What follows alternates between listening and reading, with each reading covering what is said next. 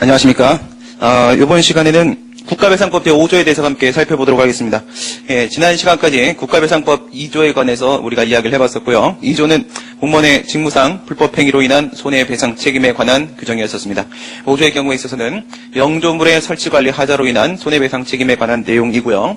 우선 결정적으로 둘의 차이라고 하게 되면 2조는 공무원의 주관적 과실을 요하고 있다는 점에 있어서 과실 책임에 해당을 할 것이지만 국가배상법 제5조에는 과실에 관한 내용이 없습니다. 따라서 국가배상법 제5조는 무과실 책임과 관련된 문제다. 그래서 둘을 우리가 비교를 해보도록 하겠습니다. 먼저는 2조 때와 마찬가지로 앞부분에 있는 표를 가지고 5조의 흐름 전체를 한번 파악을 해보고요. 그리고 나서 교과서의 내용을 하나씩 한번 보도록 하겠습니다. 표를 한번 보시게 되면 국가배상법 5조 1항입니다. 5조 1항. 법적 성질이라고 나와 있는데 법적 성질, 헌법상 기본권설과 법률적 권리설이 대립을 하고 있다. 별표가 법률적 권리설이 되어 있죠. 그 얘기는 국가배상법 제5조는 헌법상 기본권이 아니라는 겁니다. 5조에 따른 국가배상 청구권은 헌법상 기본권이 아니다. 우리 2조 논의했을 때와 기억을 해보시게 되면은 우리 이제 국가배상 책임의 헌법상 근거는 헌법 제29조에 있었습니다. 29조 1항에 보시게 되면 공무원의 직무상 불법행위로 인한 손해배상 책임에 관한 내용은 있었지만 영조물과 관련된 내용, 영조물 책임에 관한 내용은 전혀 없었던 것이죠. 따라서 법률의 근거에서 손해배상을 청구할 수 있다라고 했을 때 헌법 29조 1항을 구체화시킨 법률이 바로 국가배상법이고 그 중에서 국가배상법 2조에 해당합니다. 5조는 29조로부터 도출된 조항이 아니고요. 어디서부터 왔다? 공작물 책임 규정으로부터. 그래서 민법 758조로부터 도출된 것이 바로 국가배상법 제5조다. 그 같은 내용이 첫 번째 이야기입니다. 이 같은 논의를 굳이 하는 이유가 무엇이냐면 여러분들이 공부를 하고 그 다음에 모의고사를 보시고 하시다 보면은 국가배상법 제2조 파트에서는 면책사유를 인정할 수 있겠는가? 이 같은 내용이 없습니다. 면책사유를 인정할 수 있겠는가? 즉 예를 들어 국가배상법 2조 1항 본문 전단에 보게 되면 7가지 요건이 있었습니다. 7가지 요건. 이 같은 7가지 요건이 모두 다 충족이 되었다. 적극적 요건이 모두 구비되었다. 따라서 배상 책임이 국가에게 인정이 된다. 그런데 이제 면책사유가 인정될 수 있겠는가? 예외적으로 그 책임이 면제되는 경우가 있을 수 있겠는가? 이 같은 논의가 없습니다. 그러나 여러분들 국가배상법 5조 문제를 만나게 되시면요. 5조에서 가장 핵심은 바로 면책사유를 인정할 수 있을까 없을까에 대한 문제라는 겁니다. 여러분 이렇게 한번 비교를 해보도록 하겠습니다. 물론 국가배상법을 공법이라고 봤을 때 민법에 대한 특별법이다라고 말할 수는 없다고 했습니다. 그러나 국가배상법 제2조는 민법 756조의 사용자 배상 책임과 우리가 연결을 지어서 생각해 볼 수 있고 국가배상법 제5조는 민법 758조의 공작물 책임과 연결되어서 생각을 해볼 수가 있을 겁니다. 민법 756조의 사용자 배상 책임 규정을 보시게 되면은 면책사유 규정을 따로 두고 있습니다. 이문에서 후문에서 면책사유 규정을 따로 두고 있습니다. 그리고 민법 758조에 보시게 되면 역시 점유자의 면책사유 규정이 물론 소유자의 면책사유 규정은 없습니다만은 점유자의 면책사유 규정이 따로 있습니다. 그러나 우리 국가배상법 2조와 5조에는 별도의 면책사유 규정이 없습니다. 이렇다면 원칙적으로 배상책임 요건이 인정이 되면 2조에서는 7가지, 5조에서는 4가지 요건이 충족이 되면 배상책임이 인정이 되는 것이고 면책이라는 건 존재할 수가 없습니다. 원칙적으로 면책이라는 건 존재할 수가 없습니다. 그런데 2조의 경우에 있어서는 이것은 헌법상 기본권이기 때문에 국가배상 청구권이 기본권이기 때문에 여기서는 애당초 면책사유 논의가 이젠 안 나오는 겁니다. 그러나 5조의 경우에 있어서는 기본권이 아니라 법률적 권리다 이거예요. 758조로부터 도출된 법률적 권리다 이겁니다. 그리고 758조에는 면책사유 규정도 따로 있다 이겁니다. 그렇다면 우리가 5조에 별도의 면책사유 규정이 있는 건 아니지만은 그렇지만은 우리 해석을 통해서 면책사유를 인정할 수도 있을까? 이 같은 논의가 핵심적으로 다뤄진다는 거예요. 같은 논의가 나올 수 있기 위해서는 무엇이다? 기본권이 아니라는 말이 나와야 됩니다. 그래서 5조에서는 모든 논의의 출발점이 바로 헌법상 기본권이 아니다. 여기서부터 시작됩니다. 아래 보시게 되면 배상 책임 요건이 나오죠. 2조에서는 공무원 직무행위 집행하면서 고의 또는 과실, 법령 위반, 손해, 인과관계 이렇게 7가지 요건을 필요로 했었습니다. 5조의 요건은 어떻게 될까요? 5조의 경우에 있어서도 손해배상 책임의 문제이기 때문에 손해에 대한 문제는 발생합니다. 2조의 경우에 있어서는요. 어떠한 가해 행위가 있었습니다. 그래서 그 위법한 행위와 손해 사이에 인과관계 문제가 발생했다면 여기서는요. 영조물의 설치관리 하자와 손해 사이의 인과관계 2조와 겹치는 요건은 바로 손해와 인과관계입니다. 손해와 인과관계는 당연히 포함이 되는 것이고 여기 이제 추가되는 게 2개가 되어 있습니다. 그러면 합쳐서 4가지 요건이 필요하게 됩니다. 첫 번째는 영조물 문제가 맞느냐 이거죠. 그래서 영조물 요건이 하나 포함되어 있고요. 그다음 두 번째 영조물의 설치관리의 하자. 하자가 있어야겠죠. 설치관리의 하자가 발생했는가에 대한 문제입니다. 그래서 표에 보시게 되면 동그라미 1부터 4까지 4가지 요건이 포함이 되어 있고요. 영조물이라는 것은 이따가 보시면 강압상 공물을 의미를 하게 됩니다. 이따 좀 더 자세히 설명을 드리도록 하겠습니다. 우리가 알고 있는 영조물과는 조금 다르다는 거예요. 우리가 알고 있는 일반적으로 알고 있는 행정법에서 배우는 영조물과는 다른 개념이다 이겁니다. 좀 더 자세히 설명드리도록 하겠고요. 설치관리 하자가 핵심입니다. 설치관리 하자가 이 설치관리 하자를 과연 무엇으로 볼 것인가? 국가배상법 제5조에는 별도의 과실이라는 표현이 안 나옵니다. 여러분 이 과실이라는 표현을 입법자가 실수로 누락시켰겠습니까? 입법 분리비의 문제겠습니까? 그게 아니라는 거예요. 2조에서 5조까지 얼마나 멀다고 거기서 거기 넘어가다가 과실을 포함을 시키지 못하고 누락을 시키겠습니까? 그게 아니라는 거예요. 그래서 5조의 책임은 과실을 요하지 않는 무과실 책임이다 이렇게 말을 하는데 어떤 학자들은 어떻게 해요? 이걸 과실 책임으로 보려고 하기도 합니다. 거기 학설을 보시게 되면 가장 극으로 달리고 있는 것이 바로 객관설과 그리고 전형적 주관설입니다. 객관설은 아주 넓게 보려고 합니다. 5조에 따른 배상 책임을 아주 넓게 보려고 합니다. 그래서 어떤 물적 상태에 흠결만 있으면, 하자만 있으면, 무조건 5조에 따른 배상 책임을 인정시키려고 합니다. 그러나, 거기에 있는 주관설, 전형적 주관설의 경우에 있어서는 2조와 마찬가지로 공무원의 주관적 과실이 있을 때만 5조에 따른 배상 책임을 인정하고자 합니다. 그러다 보니까 설치관리 하자라는 요건에다가 공무원의 과실을 포함을 시킵니다. 이 5가지 학설을 비교를 우리가 좀 이따 같이 하게 될 텐데요. 종래 판례는 객관설의 입장을 취했었습니다. 물론 이제 지금 판례가 어느 입장을 취하고 있는지 명확하지는 않습니다. 그러나 다수의 학자들은 지금의 판례를 거기에 있는 절충설의 입장을 취하고 있다 이렇게 보고 있습니다. 그래서 절충설이 판례 입장이고요. 우리 역시도 절충설의 입장을 취하게 될 거예요. 너무 넓힐 수는 없거든요. 공무원의 주관적 과실까지, 담당 공무원의 주관적 과실까지 요구할 수는 없겠지만은 그렇다고 완전한 무과실 책임은 또한 아니라는 겁니다. 완전한 무과실 책임은 아니기 때문에 일정한 주요 의무 위반을 요구하기는 한다. 아직까지는 여러분들이 감이 잘 안 오실 거예요. 2조에서 얘기했던 주요 의무 위반, 공무원의 과실이라는 문제와는 다르다고 해놓고 나서 그리고 나서 여기서도 어떤 주요 의무 위반이라는 것이 조금은 포함되어 있다라고 얘기를 하니 과연 그게 어디까지일까? 이따가 좀 더 자세히 볼게요. 그다음 밑에 보시면요. 면책사유 논의가 있죠. 면책사유 논의는 어디서부터 오는 거라고 했어요? 맨 위에서 우리가 법률적 권리서를 택했기 때문에 그런 겁니다. 기본권이다. 국가배상청구는 기본권이다. 5조에서 이렇게 봐버리면 면책사유 논의가 나올 수가 없어요. 그래서 면책사유를 과연 인정할 수 있겠는가와 관련돼서 가장 핵심적으로 이제 불가항력이라는 문제가 생깁니다. 불가항력. 불가항력이 인정되는 경우에는 이때는 책임을 인정을 안 하려고 해요. 불가항력이라는 거 국가도 어쩔 수 없었다 이겁니다. 국가도 어쩔 수 없는 문제 아니겠는가. 자세한 이야기를 들어가기 전에 먼저 간단하게 뭐 하나 정도 예를 들어보도록 할까요? 우리 알기 쉬운 행정법에서도 말씀을 드렸던 부분인데요. 예전에 제가 차를 타고 가다가 그 뉴스가 나왔어요. 라디오 뉴스가 나왔는데 손해배상 얘기가 막 이렇게 흘러나온 대법원은 막 이러면서 막 나오는 거예요. 그래서 갑자기 노래를 듣고 있다 말고 이어폰을 딱 빼고 들어봤어요. 그랬더니 어떤 사람이 고속국도에서 차를 운전하고 가고 있었는데 안개가 너무 많이 꼈다 이거예요. 안개가 너무 많이 껴갖고 그게 교통사고가 났다 이겁니다. 안개가 너무 많이 꼈다. 그러면 이 안개를 치워주지 않았다라고 하면서 도로공사를 상대로 손해배상 청구를 한 겁니다. 왜 그럴까요? 물론 이제 고속국도라는 것은 국토교통부 장관이 만드는 겁니다. 그러나 국가가 만드는 거죠. 그러나 이제 고속국도법이라는 법이 있습니다. 고속국도법이라는 법에서 이 고속국도에 대한 관리는 누구에게 위임을 했어요? 누구에게? 한국도로공사에게 위임을 했습니다. 그래서 한국도로공사가 그것을 담당을 하게 돼요. 그래서 한국도로공사를 상대로 손해배상 청구를 한 겁니다. 이런 경우에 법원은 과연 배상 책임을 인정했을까요? 한국도로공사, 네가 고속국도를 제대로 관리하지 못해서 난 교통사고 아니겠는가? 네가 배상해라. 이렇게 했을까요? 아니라는 거죠. 왜요? 국가도 안개는 어쩔 수 없다 이겁니다. 그렇죠? 국가도 안개 어쩔 수 없어요. 황사도 어쩔 수 없어요. 그러나 이제 이따가 보시면 그것이 만약에 인재다. 이게 천재가 아니라 인재다라고 하게 되면 또 배상 책임을 인정하게 됩니다. 그런데 안개를 걷어내지 못한 것이 국가의 책임이라 볼 만한 인재까지는 아니라는 거죠. 안개를 어떻게 걷어내겠습니까? 이런 부분이 바로 불가항력이라는 거예요. 한국도로공사도 어쩔 수 없었던 부분이다. 그다음 재정적자 이건 뭐예요? 국가가 이렇게 징징거릴 수도 있을 겁니다. 돈이 없어. 돈이 없어서 줄 돈이 없다. 돈이 없어서 제대로 신호기를 관리하지 못했다. 돈이 없어서 제대로 도로를 관리하지 못했다. 돈이 없어서 제대로 담장을 관리하지 못해서 무너진 것이다. 이렇게 얘기했을 때 이와 같은 예산이 부족하고 재정 적자가 발생했다라는 이 주관적 사정을 고려할 수 있겠는가? 이건 뭐 여러분들이 딱 봐도 아시겠죠? 이런 것까지 다 받아줘 버리게 되면 전부 다 책임을 회피하려고 들 겁니다. 이거는 전혀 인정될 수가 없습니다. 그 다음 페이지에 있는 표를 한번 보시게 되면 여기까지가 5조입니다. 다음 페이지에 보시면 예, 국가배상법 2조하고 5조 사이에서 어떤 경합이 발생할 수도 있습니다. 예, 우선 이렇게 한번 생각해 보겠습니다. 우리 2조 얘기할 때 2조는 이만하다고 했어요. 2조가 이만합니다.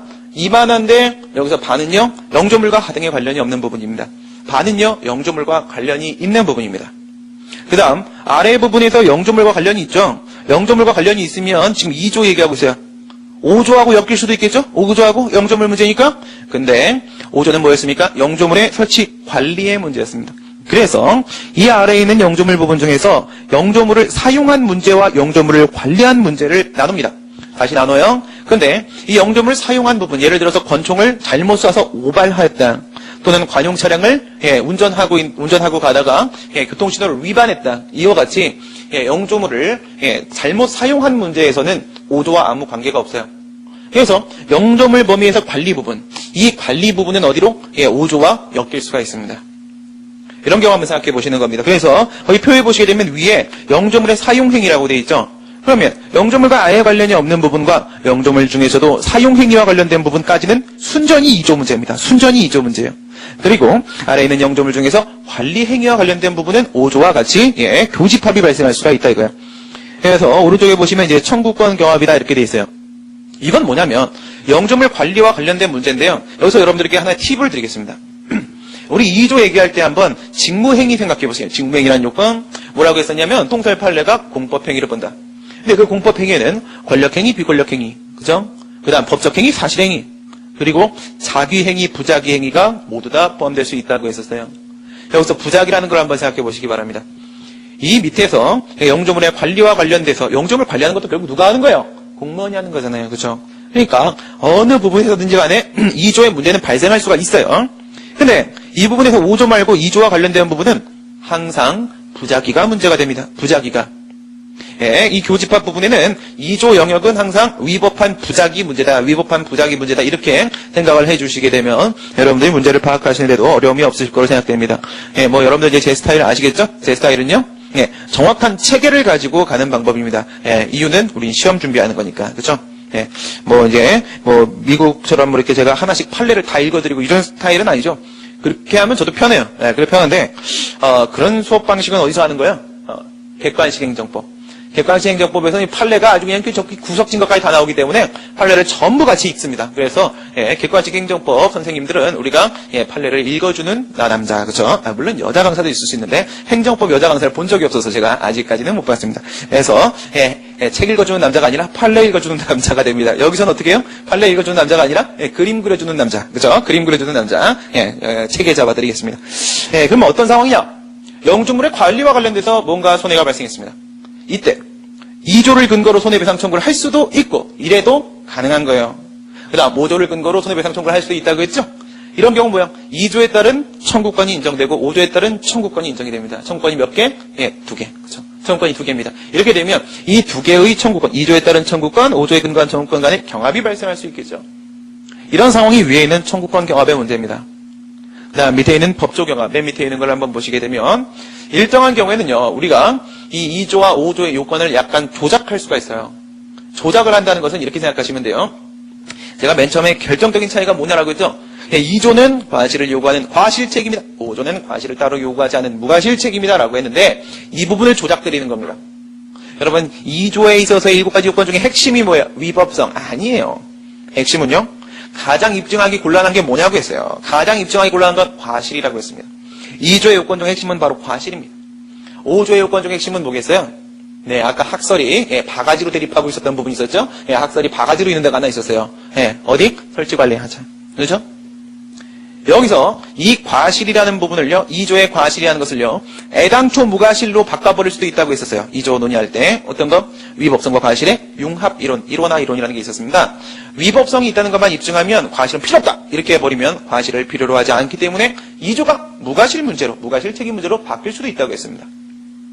그 다음에 방금 우리가 앞 페이지에서 5조의 요건 4가지 중에서 핵심 설치관리하자. 설치관리하자를 뭐로 보시는 분들? 주관설. 과실 책임으로 보시는 분들도 계신다고 했죠. 이렇게 봐버리게 되면 2조를 무과실 책임으로 둬버리면 5조와 무과실 책임 영역에서 일치를 볼 수가 있어요. 또 5조를 과실 책임으로 바꿔버리게 되면 과실 책임 영역에서 2조와 일치를 볼 수가 있습니다. 이렇게 그 적용 영역까지 동일해져 버리게 되면 법조경합이 발생했다라고 얘기를 해요. 법조경합이라는 것은 뭐냐면 아까는 청구권경합은 뭐야? 2조와 5조는 하나는 과실책임주의, 하나는 무과실책임주의 영역에 적용되기 때문에 적용되는 영역 자체가 달라요. 서로 다른 문제인 거예요, 사실은. 그죠? 서로 다른 문제인 거예요. 그래서 2조에 따른 청구권이 인정되고 5조에 따른 청구권이 인정되니까 이 인정된 청구권끼리 경합을 했었던 건데 방금 전에 말씀드린 대로 과실책임이든 무과실책임이든 그 영역에서 일치를 맛버리게 되면 같은 영역의 문제니까 여기서 만약에 청구권이 인정이 된다면 이건 결국 하나의 청구권이에요. 하나의 청구권인데 2조를 근거로 할 것인가 5조를 근거로 할 것인가 여기서 법조문 간의 경합이 발생을 하게 돼요. 그래서 이름이 법조경합이에요. 이 같은 청구권 경합과 법조 경합에 대한 논의를 우리가 2조하고 5조를 비교를 하면서 논의를 하게 됩니다. 여기까지가 바로 5조 논의입니다. 5조. 2조에서는 이제 특이한 논의가 뭐가 있었나요? 이중배상에 대한 논의도 있었고요. 자배법 논의도 있었고요. 그랬었습니다. 5조에서의 특이한 논의는 뭐가 있다? 경합에 대한 논의가 있습니다. 2조랑 비교를 하는 논의가 추가되어 있다. 그럼 이제 교과서 원래 페이지로 가고 우리 5조의 논의를 하나씩 한번 해보도록 하겠습니다. 우리 하나씩 설명을 드리기 전에 여러분 제가 문제를 하나 읽어드려 볼게요. 이 문제를 여러분들이 한번 들어보시고 결론이 어떻게 나올까 이런 거 한번 생각해 보세요. 갑은 승용차를 운전하여 울산광역시 소재 한 왕복 4차선 왜 이래 1, 2, 3, 4, 5, 6을 못 읽네. 6차선 도로를 시속 약 40km 정도의 속도로 진행하던 중에 반대 방향에서 약 30km 정도의 속도로 진행해 오는 을이 운전하고 있는 승용차와 충돌해서 대퇴골 골절상 여기 항상 이게 안 읽혀져요. 골절상 등을 입었다. 다쳤습니다. 이 사건 도로는 중앙 2개 차로에 황색 점선이 그어져 있고, 중앙 2개 차로에 황색 점선이 그어져 있어요. 어떻게 되어 있는 거예요? 6차선입니다. 그죠? 6차선 도로인데, 그러면 어떻게, 이쪽 방향으로 3차선, 이쪽 방향으로 3차선이죠? 여기 중앙에 중앙선이 있겠죠? 중앙선의 왼쪽 한 차선, 중앙선의 오른쪽 한 차선, 이 2개 차선에 황색 점선이 그어져 있다는 거야. 황색 점선이. 요즘에 잘 없는 건데, 가변차로라고 하죠? 가변차로. 가는 방향을, 진행 방향을, 그 때에 따라서 이렇게 바꿔주는 차로를 말하는 거예요. 가변차로 때문에 황색 점선이 그어져 있고, 일정 간격으로 가변차로 신호등이 설치가 되어 있었다. 각 방향 차량 소통 상태에 따라서 가변차로 신호등이 작동돼서 소통 상태에 따라서 뭐예요? 여기서 이쪽 방향에서 러시아워가 발생을 했다. 그럼 어떻게? 한 차선을 늘려주는 거예요. 그죠? 그런 경우 여러분들 많이 보시잖아요. 저도 이렇게 출근을 하다 보면 꼭 내가 가는 방향만 막혀요. 그죠? 저 왼쪽에는 항상 뚫려있어. 이런 거죠? 이렇게 이쪽에서 차량이 너무 많은 경우에는 한 차선을 늘려주는 거죠. 이렇게 가변차로 신호등이 설치가 되어 있어 그 지시에 따라서 각 방향으로 어떻게 2대4, 3대3, 4대2의 차로 변경이 가능했던 부분이었다. 사고 발생 당시에 갑은 진입 전부터 사고 지점까지 그러니까 뭐 예를 들어서 한 1km 이전에서부터 한번 생각해 보세요. 진입 전부터 사고가 발생한 지점까지는 그 가변차로 신호등이 3대3으로 되어 있어요. 3대3으로 된 상태입니다. 3대3 차로로 운영되고 있었고 그 가변차로에 1차로로 진행을 하고 있었는데 그러니까 얘가 뭐예요? 딱 중앙선에 붙어서 가고 있었던 겁니다. 중앙선에 딱 붙어서 인도 쪽이 아니라 중앙선 쪽으로 가고 있었던 거야. 가변차로에 1차로로 진행을 하고 있었는데 유독 진행 방향에 마지막 가변차로 신호등만 그러니까 3대3이니까 내가 만약 이쪽으로 가고 있죠? 이쪽으로 가고 있는데 맨 여기 중앙선 쪽 가고 있었는데 마지막 신호등을 받는 상황에서 갑자기 2대4로 바뀌는 거예요. 그러니까 이러면 안 되는 거죠. 그래서 유독 진행방의 마지막 가변차로 신호등만 오른쪽 2개 차로는 진행신호. 그러니까 나는 어떻게 해요? 여기서 1차선, 2차선까지만 가야 되는 거죠. 이쪽으로 하면 안 되는 거예요. 2개 차로만 진행신호고 나머지 4개 차로가 진행 금지신호인 겁니다. 그러니까 내가 가고 있는 길은 반대 방향에서 진행을 해야 되는 상황으로 신호등이 작동이 된 거예요. 이때 반대 방향에서 진행해 오던 을은 처음 나타난 가변차로 신호. 쟤는 저기서 오다가 첫 번째 만난 가변차로 신호등이 바로 얘는 4대2였던 거죠. 그죠? 걔 4대2니까 얘가 저쪽에서 오고 있고 나는 같은 차선에서 이쪽으로 가고 있는 겁니다. 이 사건 신호등에 이르러서 진행 방향 4개 차로에 진행 신호가 켜져 있음을 확인한 다음에 가변차로의 1차로로 진행 방향 오른쪽으로부터 4번째 차로. 얘가 저쪽에서 오는데 4번째 차로면 내가 여기서 3번째 차로로 가고 있으니까 그대로 충돌해 볼 수밖에 없겠죠. 차로로 변경하는 순간 반대 방향에서 같은 차로로 진행해 오던 갑과 충돌을 하게 됐던 것이다. 이에 갑은 손해배상 소송을 대기하려고 준비 중에 있고 울산광역시와 울산지방경찰청은 이러한 작동의 원인에 관해서 그러니까 갑이 진행하고 있던 가변차로 신호등의 마지막 신호등이 잘못 작동한 거 이런 작동, 오작동의 원인에 관하여 이 사건 신호등에 흐르는 신호 전류가 적정 전압보다 낮은 전압으로 되는 바람에 전압이 낮았답니다. 모순 검지기로 제어되지 아니하여 다른 신호가 발생하였을 것으로 추정된다라고 하고 이는 현재의 기술 수준에 비추어 봤을 때 피할 수 없는 부득이한 상황이므로 여러분 아까 제가 뭐라고 했어요? 한국도로공사도 국가도 안개는 거둘 수 없다. 불가피한 상황이다. 피할 수 없었다. 이런 경우에는 5조에 따른 배상 책임 인정 안 된다고 했죠. 여기 지금 그런 주장을 하고 있는 거예요. 울산광역시하고 울산지방경찰청이 이런 주장을 하는 겁니다. 우선 왜 울산광역시는 왜 따로 등장하고 울산지방경찰청장은 왜 따로 등장합니까? 여러분들 경찰 공무원 어디 소속이에요? 안전행정부 소속이죠? 그죠? 안전행정부 소속입니다. 원래는 이제 해양경찰청도 안전행정부 소속, 기존의 행정안전부 소속이었는데 지금은 이제 해양수산부 쪽으로 소속을 바꿔놨습니다. 지금 이제 바꿔놨고 어쨌든 지금 이쪽은 이제 육경입니다. 해경이 아니고 육경이니까 어쨌든 안전행정부 소속이고 국가 소속이죠. 그러면 이제 울산지방경찰청장 쪽에서는 손해배상 청구를 한다고 했을 때 피고가 국가가 돼요. 그냥 울산광역시 부분에서는 지자체가 되고요. 근데 왜 둘 다 등장했을까요? 신호기는요. 도로교통법 3조에 따랐을 때 누가 만들어서 설치를 하게 돼 있냐면 지방자치단체장이 설치를 하게 돼 있습니다. 그 부분 때문에 울산광역시가 등장을 한 거예요. 그리고 울산지방경찰청장이 등장한 이유는 여러분 신호등, 신호기 누가 관리하는지 아시죠? 경찰관들이 관리하잖아요. 그렇죠? 그래서 이쪽 때문에 이제 국가 지방경찰청장이 둘 다 등장을 한 겁니다. 여기에 대해서 전압이 낮아서 그랬고 모순 검지기로 제어가 안 되고 현재 기술 수준으로는 어쩔 수가 없었다. 예견 가능성과 회피 가능성이 없었다는 취지로 주장을 할 예정이나 이러한 주장을 구체할 증거는 없는 상태다. 한편 이 사건 신호등은 울산광역시장이 설치하였고 아까 말씀드렸던 부분이고요. 그 관리에 관한 권한을 관련 법령에 의거해서 도로교통법 제147조에 의하게 되면 위임이 가능하거든요. 그래서 울산지방경찰청장에게 위임을 했다. 그러니까 실제로 관리하고 있는 것은 이제 경찰 쪽이다라는 거예요.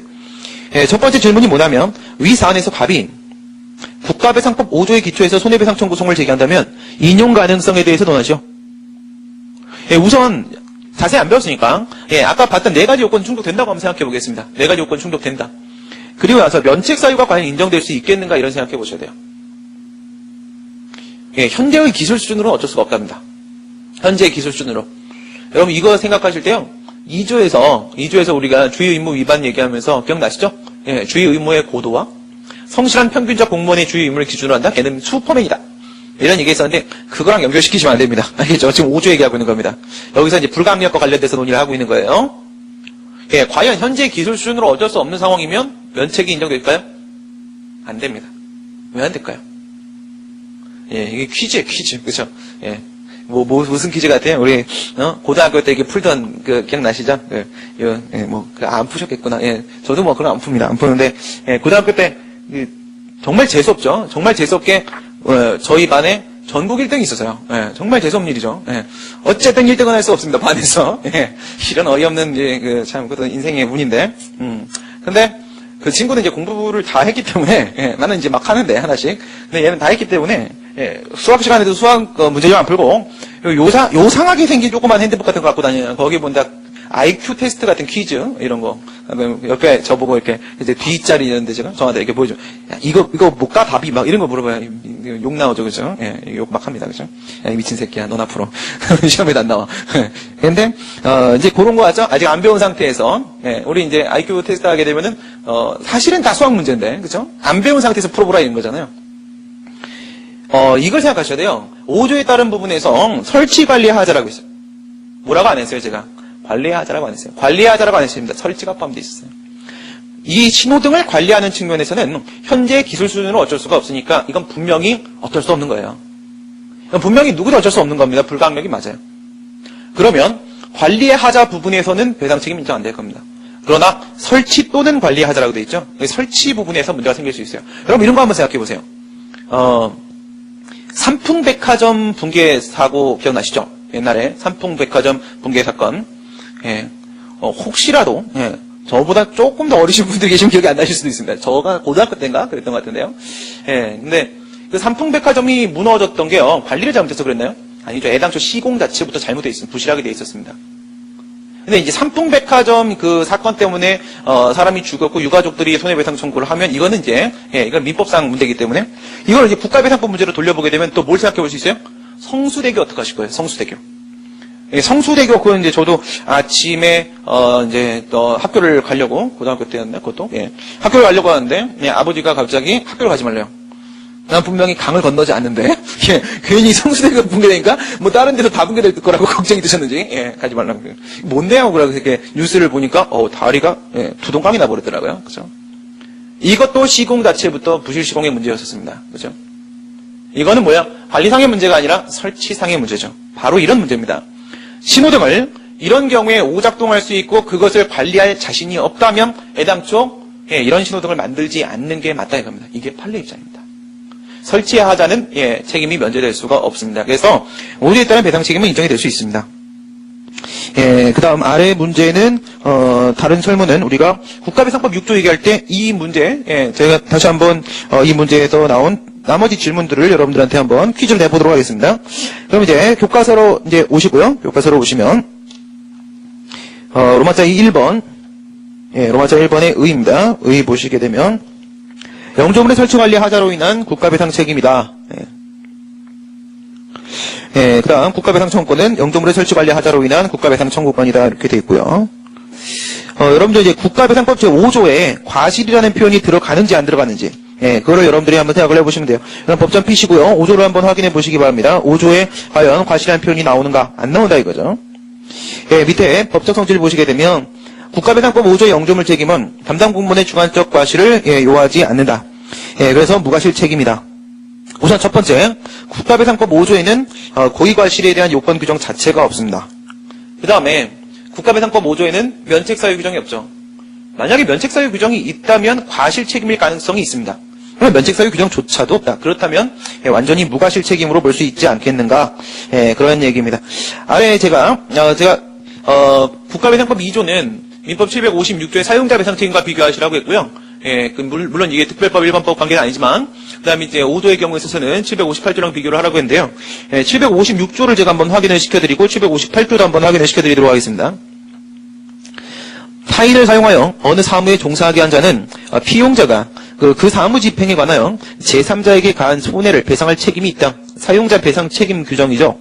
그러나 사용자가 피용자의 선임 및 그 사무 감독에 상당한 주의를 한 때 또는 상당한 주의를 하여도 손해가 있을 경우에는 그러하지 아니하다라고 해서 이문에서 면책사유 규정을 두고 있었습니다. 그 다음 758조 보도록 합니다. 공작물 책임, 공작물 등의 점유자 소유자 책임이죠. 공작물의 설치 또는 보존의 하자로 인하여 타인에게 손해를 가한 때는 공작물의 점유자가 손해를 배상할 책임이 있다. 공작물 뭐요? 점유자 책임 규정입니다. 그러나 점유자가 손해 방지에 필요한 주의를 해태하지 아니했을 때는 그 소유자가 배상할 책임이 있다라고 해서 책임이 누구에게로 넘어가요? 소유자에게로 넘어가죠. 그렇죠? 점유자 책임에 대한 면책 규정이 따로 있습니다. 그러나 우리 국가배상법 2조 5조에는 면책 규정이 따로 없습니다. 근데 2조에는 애당초 면책사유 규정이 있을 수가 없었다고 했어요. 2조에 따른 국가배상 청구권은 기본권이니까. 5조는 법률적 권리이기 때문에 면책 규정을 둘 수도 있었습니다. 둘 수도 있었는데 두지 않았습니다. 그죠? 같은 얘기고요. 그 다음에 결국 지금 우리가 얘기했던 것을 로마자 3번에서 헌법상 기본권 부분에서 정리를 하고 있습니다. 헌법상 영조물 책임에 관한 규정이 전혀 없다. 어디죠? 헌법 29조 1항이죠. 29조 1항에 보시게 되면 영조물 책임에 관한 내용이 전혀 없습니다. 29조 1항에는 공무원의 직무상 불법행위로 인한 손해배상 책임 규정이 있고요. 1항 단서에는 이중배상 조항이 있었습니다. 그 다음에 2항에는 뭐예요? 2항에는 공무원의 책임은 면제되지 아니한다라고 돼 있었죠. 1번 문제점 보시게 되면 헌법상 영조물 책임에 관한 규정이 없다. 그 다음에 5조 국가배상 청구권이 그래서 기본권인지 법률적 권리인지 문제가 된다. 기본권설은요. 이것도 29조로부터 나온 게 맞다라고 봐요. 이렇게 되면 애당초 면책사유 논의가 나올 수가 없다고 했어요. 법률적 권리설은 그것이 아니기 때문에 758조의 공작물 점유자 책임에서부터 온 것이다. 이렇게 보고 있습니다. 검토 보시면 29조에서 헌법 29조에서 영조물 책임을 전혀 예정해 놓지 않았다. 따라서 29조에서 법률에 따라서 손해배상 청구를 할 수 있다라고 했을 때 그 법률은 국배법 2조다. 그다음 5조는 국가 스스로 제공한 공공시설 등에 대한 특별한 안전확보 책임을 규정하기 위한 것이다. 또한 그것을 엄격하게 인정하기 위한 것이다. 이렇게 되어 있는데요. 이제 이건 어떤 얘기냐면 현대 복지국가 하에서는요. 국민이 지금 이게 경찰국가에 대한 논의랑은 이제 좀 다른 겁니다. 경찰국가 시대는 어떻습니까? 국가가 나의 자유를 침해하지 마라. 되도록이면 간섭하지 마라라고 주장을 합니다. 그러나 현재는 어때요? 현재는 여러분들 지하철 없으면 살 수 있습니까? 없겠죠. 그죠? 여러분 전기 없으면 살 수 있어요? 도시가스 없으면 살 수 있나요? 그죠? 지금은 국가가 없으면, 국가가 제공해주는 급부가 없으면 우리는 더 이상 살 수 없는 시대에 와 있습니다. 그죠? 그렇기 때문에 국가는 국민의 생활 편익을 위해서 아주 다양한 공공시설들을 만들게 됩니다. 근데 국가가 그 수많은 공공시설들을 만들어 놓고 나서 그 안전책임 관리를, 안전관리 책임을 다하지 않는다면요. 국민들은 아주 심각한 위험 상태에 처할 수밖에 없어요. 그러면 그와 같은 공공시설에 대한 국가의 책임을 더욱 확대시키고 엄격하게 하기 위해서 민법 758조가 따로 있음에도 불구하고 국배법 5조를 굳이 만든 것이다 이겁니다. 굳이 만든 것이다. 그래서 5조를 둔 것이다. 그 결론은 법률적 권리로 볼 수밖에 없습니다. 그 다음에 로마자 4번의 배상책임 요건제 여기서부터 중요한 거 들어갑니다. 배상책임 요건 보시면 요건 4개가 있었어요. 4개가 첫 번째가 영조물이었습니다. 영조물. 도로, 하천, 기타 공공의 영조물의 설치나 관리의 하자로 인해 손해가 발생할 때라고 돼 있죠. 그러면 국가배상법 5조 1항에서 영조물의 예로 무엇을 들었습니까? 영조물의 예로 뭐를 들었어요? 도로와 하천을 예로 들었어요. 그죠? 그럼 여러분들 우리가 행정법에서 배우는 영조물과 공물을 한번 비교를 해보도록 할게요. 그 밑에 박스에 보시면 있죠. 1번 공물이라는 것은 법률 또는 행정주체에서 직접 공익 목적으로 제공된 물건을 말한다. 뭐라고요? 공적인 물건이에요. 공적인 물건. 예를 들어서 도로 어때요? 일반 공중이 사용하도록 제공해준 물건 맞죠? 그죠? 이와 같은 물건을 우리가 공물이라고 합니다. 공익 목적으로 제공한 물건이에요. 영조물은 뭐라고 되어 있습니까? 공물은 오직 물적 요소만 포함이 되어 있다면 영조물에는 추가적으로 인적 요소가 추가됩니다. 그래서 공익 목적으로 제공된 인적, 물적 시설의 종합체라고 되어 있습니다. 그죠? 인적 요소가 포함되어 있어요. 그런데 국가배상법 5조에서는 뭐라고 표현했어요? 영조물이라고 표현했습니다. 과연 우리가 알고 있는 그 영조물이 맞는가? 우리가 이런 생각을 한번 해볼 필요가 있겠죠. 그럴까요? 도로나 하천이라고 했습니다. 여러분 도로 안에 사람이 있습니까? 그럼 영조물의 예는 뭐가 있는데? 이렇게 여러분들이 질문하실 수도 있겠어요. 영조물의 예, 박물관 어때요? 박물관, 국립대학교 어때요? 도서관 어떻습니까? 이런 거예요. 박물관의 경우에 있어서는 거기에 물건으로서의 책도 있고 건물도 있고 시설 집기도 있지만 거기에는요, 박물관장도 있고 직원들도 있습니다. 도서관 역시 마찬가지로 책을 제가 지금 박물관에 있기 때문에 박물관에 책이 뭐 있을 수도 있겠네요. 그렇죠? 그냥 도서관도 마찬가지로 뭐 사서도 있고 거기 인적 요소들이 포함되어 있죠. 국립대학교 같은 경우에 뭐 총장님도 있고 물론 건물도 있고 하긴 하지만 총장님도 있고 교직원도 있고 교수님들도 있고 학생들도 있습니다. 이런 게 바로 영조물이에요. 그렇다면 국가배상법 5조의 영조물이 우리가 알고 있는 영조물이라고 말을 하기 위해서는 여기 인적 요소가 포함이 되어야만 합니다. 인적 요소가 있냐 이거야. 도로 안에 사람이 있어요. 자꾸 이상한 소리 하시는 분들 계세요. 그러신 분들은 제가 아주 그냥 불러다가 아주 그냥 떼게 할 거야. 그죠? 어떻게 찾아야 될까? 뭐 전 어떻게든 찾습니다. 그 도로 밑에 사람이 죽어서 뭐 있으시 이런 얘기 하시면 하천 뭐 이렇게 얘기하니까 강물에 푸신 자살한 사람들 막 아니 그냥 물에 빠뜨려 버릴 줄 알아요. 그죠? 도로나 하천에는 사람이 없습니다. 그죠? 이건 물건이에요. 물건이기 때문에 영조물이 아니라 공물이다. 공물 쪽에 해당한다라고 보는 거예요. 공물 쪽에. 그래서 지금 이제 국가배상법상의 영조물은 강학상의 공물을 의미하는 것이다. 우리 이제 앞에서 배울 때도 그런 거 배웠죠? 행정행위의 취소. 이거 왜 배웠어요? 우리 행정행위의 취소에는 두 가지의 종류가 있다. 그것이 성립 당시에 하자가 있어서 소급해서 취소시켜버리는, 효력을 제거시켜버리는 직권 취소라는 것도 있고, 어떤 후발적 사유가 발생해서 장래를 향해서 효력을 제거시켜버리는 철회라는 것도 있다. 근데 여러분 법에서 직권 취소라고 표현하는 거 보신 적 있으세요? 법에서 철회라고 표현하는 거 보신 적 있으세요? 법에서는 그냥 실정법상 그냥 취소라고 합니다. 그렇죠? 그럼 이제 그 취소를 우리가 이게 철회인가 직권 취소인가 이렇게 우리가 파악을 해야 되죠? 여기도 마찬가지인 거예요. 그냥 영조물이라고 했어요. 그럼 이게 공물인가 영조물인가 우리가 이렇게 한번 파악을 해보는 거예요. 그래서 우리가 알고 있는 공물이구나. 그럼 이 공물에는 어떤 것이 포함되느냐? 인공공물뿐만 아니라 자연공물도 포함된다. 바다, 하천, 호수 이런 거죠. 물론 이제 국가배상법 5조에도 하천을 예시로 들었으니까 당연히 포함이 될 수가 있을 거예요. 판례도 이런 판례가 있고, 사법시험 문제도 이런 문제가 출제가 된 적이 있었어요. 그러니까 하천이 있어요. 감내 가족이 그 하천에 자주 물놀이를 하러 놀러 가요. 아빠는 가서는 뭘 하냐면 거기다가 낚시대를 들이고 낚시를 합니다. 아이들은 거기서 물놀이를 하고 물장난을 칩니다. 그런데 언젠가 그 하천 준설공사를 했어요. 준설공사를 하는 것은요, 바닥을 까내는 거죠. 바닥을 파는 거야. 준설공사를 하게 되면 하천의 수심이 깊어집니다. 근데 그 가배 가족이 이번에도 여름이 돼서 그 하천에 놀러 갔어요. 그런데 아빠는 낚시를 하니까 물에 들어가지 않죠. 아이들이 들어가서 전부 다 익사사고를 당했습니다. 그 어디에도 위험 표지판 같은 건 없었어요. 그 어디에도 철망과 같은 펜스는 없었습니다. 이럴 때 국가배상 책임을 인정한 판례가 있습니다. 사법시험 문제에도 똑같은 문제가 있었죠. 바로 그겁니다. 하천의 경우에 있어서, 자연공물의 경우에 있어서도 마찬가지로 영조물에 포함이 될 수가 있다. 그 다음 두 번째 보시게 되면요, 공공용물과 공용물 포함된다 이렇게 되는데요. 공물의 종류는 그 공물을 왜 만들었는가, 이 공물 어디다 쓰는 건가, 그 용도에 따라서 종류가 3개가 있어요. 하나는 공용물이 있고, 공용이 아닙니다. 나이너서. 그 다음에 공공용물이 있고, 그리고 보존공물이 있어요. 공용물이라는 것은요, 행정 주체가 자기 스스로 사용하기 위해서 제공해놓은 물건이에요. 가장 대표적인 케이스는 뭐냐면, 행안부, 안행부, 이름이 이상해지네. 행안부 그러면 익숙한데, 안행부 이렇게 하면, 안행부청사, 정부 과천청사 이런 거 얘기하는 겁니다.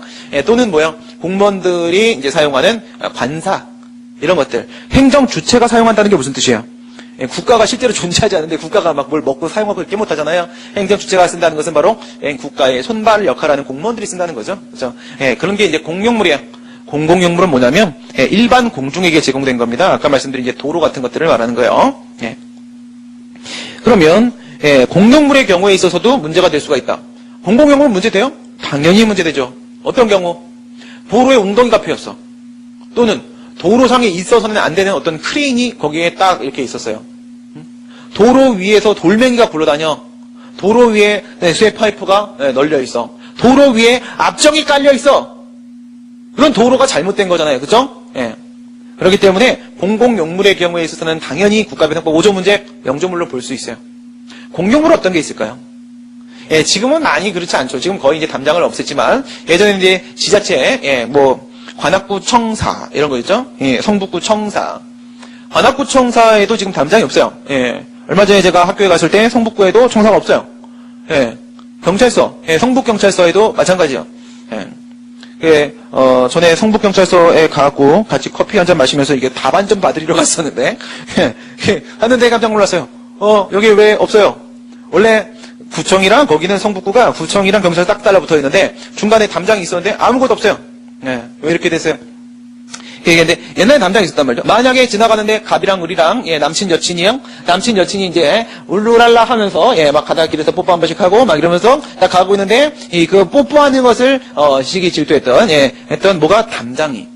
담장은 남친 여친이 없어요. 그렇죠? 그래서 성북 경찰서 담장이 갑자기 걔들을 혼내주려고 무너졌어요. 애들이 다쳤어요. 만약 여친이 다쳤다 그러면 행정법을 배운 남친은 어떻게 해야 돼요? 병원 우선 데려다 주고 이제 어떻게 국가배상 청구송을 제기하죠. 그렇죠? 행정법을 안 배운 남친은요. 옆에서 그냥 울고 있을 뿐이에요. 그래서 행정법을 배우는 거예요. 그렇죠? 뭐다? 공용물 역시도 영조물 안에 포함이 될 수 있다. 그다음에 국유공물과 사유공물 이런 문제가 있는데 국가가 자기가 자기 재산을 관리를 하다가 문제가 생겼을 때는 당연히 자기가 책임을 지는 거겠죠. 그런데 사유공물의 경우에 있어서도 그렇다 이겁니다. 사유공물의 경우에 있어서도 무슨 뜻이에요? 사유공물이라는 것은 남의 재산이에요. 그죠? 타유공물이라고도 말할 수 있어요. 국가가 관리를 하고 있습니다. 관리자와 소유자가 동일하면, 즉 국유공물은 자유공물이라고도 할 수 있겠죠? 관리하는 사람이 스스로 가지고 있는 공물이에요. 그런데 국가가 관리를 하는데 사인 소유의 재산이다라고 하게 되면 이건 남의 재산이죠? 타유공물이에요. 이런 경우에 이 물건의 문제가 위험한 상태가 발생해서 누군가 손해가 발생했다. 이 소유권자인 누구 사인이 배상을 하는 게 아니에요. 누가 관리하고 있던 국가가 배상을 한다 이거예요. 그래서 사유공물도 포함이 된다. 그 다음 동산, 부동산. 부동산은 뭐야? 움직일 수 없는 물건이죠. 부동산. 안입을 움직일 동. 그죠? 그래서 움직이지 못하는 재산을 우리가 부동산이라고 그래요. 대표적으로 이제 건물이나 토지 이런 걸 말하는 거죠.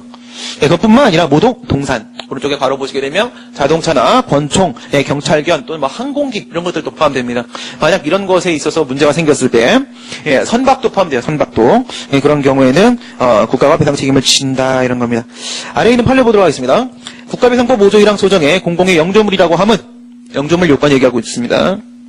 국가 또는 지방자치단체에 의해서 특정의 공공목적으로 공여된 유체물 내지 물적시설을 지칭하며 방학상 공물이라는 뜻입니다. 특정 공공의 목적에 공여된 물건이라 함은 일반 공중의 자유로운 사용에 직접적으로 제공되는 공공용물에 한하지 아니하고 공용물도 포함된다는 말이겠죠. 행정주체 자신의 사용에 제공되는 공용물도 포함하며 국가 또는 지방자치단체가 소유권, 임차권 그 밖의 권한에 기하여 관리하고 있는 경우뿐만 아니라 이건 무슨 뜻이에요? 자유공물, 국가 소유의 물건뿐만 아니라 사실상의 관리를 하고 있는 경우도 포함된다. 사인이 소유하고 있는 남의 재산을 국가가 사실상 관리할 때도 역시 포함된다. 이런 얘기죠. 그래서 영조물에 대한 내용을 우리가 봤습니다. 그러니까 여러분들이 딱 봤을 때 뭔가 물건이 등장하면요, 5조의 문제랑 관련이 있겠다 이렇게 생각하시면 돼요. 그 다음에 다음 페이지에 있는 박스 한번 보시게 되면요, 5조하고 2조. 이거 제가 처음 설명드렸을 때 이랬습니다. 2조는 항상 문제가 된다. 어쨌든 공무원이 개입될 수밖에 없다. 2조를 영조물이 없는 경우와 영조물이 개입된 경우를 나눈다. 여기서 영조물과 관련이 없으면 순전히 2조 문제다. 그 다음에 영조물과 관련이 있어도 사용행위의 문제는 5조와 아무런 관련이 없다. 거기 보시면요. 관용 차량 영조물이에요? 영조물이죠. 동산. 권총 영조물이에요? 영조물이죠. 동산. 포함된다고 했습니다. 이때 관용 차량의 정비관리상의 하자. 여러분 이런 거 생각하시면 돼요. 군대에서 수송부가, 그죠? 수송부에서, 그 차를, 그죠? 집차, 차를 잘못 관리해서 가다가 멈춰버렸다. 또는 브레이크가 안 들어서 교통사고가 났다. 이런 건 국배법 5조 문제예요. 그죠? 그런데, 관용 차량의 운전 도중에 교통신호를 위반했다. 이건 국가배상법 2조 문제입니다. 2조 공부했던 거 한번 복습해볼까요? 만약에 관용 차량 운전하고 가다가 교통신호 위반했는데, 상대방 발생한 손해가 인적 손해면, 그리고 물적 손해면 어떻게 돼요? 인적 손해면 국가배상법 2조 1항 본문 후단이죠? 후단의 자배법 문제로 넘어갑니다. 그 다음에 만약에 교통신호 위반했는데 물적 손해면 이건 자배법 문제가 아니죠? 그래서 이럴 때는 국가배상법 2조 1항 본문 전단의 문제로 들어갑니다. 전단의 문제로 어쨌든 2조의 문제입니다. 이건 사용행위이기 때문에 그렇습니다. 사용행위이기 때문에. 그 다음 밑에 권총 보시게 되면 권총의 관리상의 하자. 이건 뭐야? 수입을 잘못했다. 총을 수입을 안 했다. 수입을 안 해갖고 어떻게 돼? 사격을 하고 나서 수입을 안 해갖고 총알이 이렇게 돈다. 뭐 그런 일이 있을 수 있나? 모르겠네요. 저는 이제 스나이퍼기 때문에 그런 일이 없습니다. 저는 머리만 맞춥니다. 그래서 이런 경우보다 관리 문제이기 때문에 국가배상법 5조 문제다. 근데 뭐야? 오발. 사격 실력이 너무 없어. 이래가지고 오발. 이래버리면 사용행위 문제이기 때문에 오직 국가배상법 2조 문제로 처리가 된다. 핵심입니다. 설치 또는 관리의 하자로 넘어가도록 하겠습니다. 설치 또는 관리의 하자. 여러분, 영조물에 어떤 설치 또는 관리의 하자가 있다고 했을 때 이것이 완전 무결한 상태를 말하겠습니까? 완전 무결한 상태? 그건 아니에요. 그죠? 사회 통념상 요구되는 안전성 정도를 결여하고 있지만 않으면 되는 겁니다. 완전 무결한 상태를 말하는 것은 아니다. 이렇게 보시면 되겠죠. 그러면 여러분 이런 경우 한번 생각을 해볼까요? 제가 판례를 하나 좀 읽어드리도록 할게요. 어떤 경우냐면 편도 2차선의 국도를 진행을 하고 있었는데요. 이 사건이 어떤 사건이냐면 이거예요. 국도인데요. 국도 누가 만들었어요? 국가가 만들었어요. 국가가 관리합니다. 국도인데 당시에 갤로퍼 아시죠? 갤로퍼. 갤로퍼 차량을 끌고 가고 있는데 이 갤로퍼 차량이 가다가 쇠파이프를 뒷바퀴로 튕겼어요. 근데 그 뒤를 쫓아가고 있던 프라이드가 있었습니다. 근데 그 쇠파이프, 튕겨나간 쇠파이프가 뒷차량의 프라이드의 운전자에게 그대로 날아갔어요. 0.1초 만에 날아갔어요. 그래서 운전자의 머리를 그대로 가격을 했습니다. 그래서 운전자가 죽었어요. 도로에 쇠파이프가 있으면 안 되는 건 맞겠죠. 그죠? 네, 이런 상황에서 과연 배상 책임이 인정이 될 수가 있을까요? 그건 아니라는 거예요. 그죠?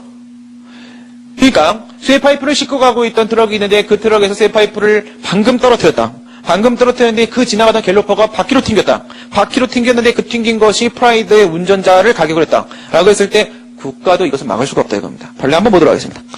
도로의 설치 또는 관리의 하자는 도로의 위치 등 장소적인 조건, 도로의 구조, 교통량, 사고 시에 있어서의 교통사정 등 도로의 이용 상황과 그 본래적 이용 목적 등 제반 사정과 물적 결함의 위치, 형상 등 종합적으로 고려해서 사회 통념에 따라 구체적으로 판단해야 될 것인 바 획일적으로 판단할 수 없다는 말입니다.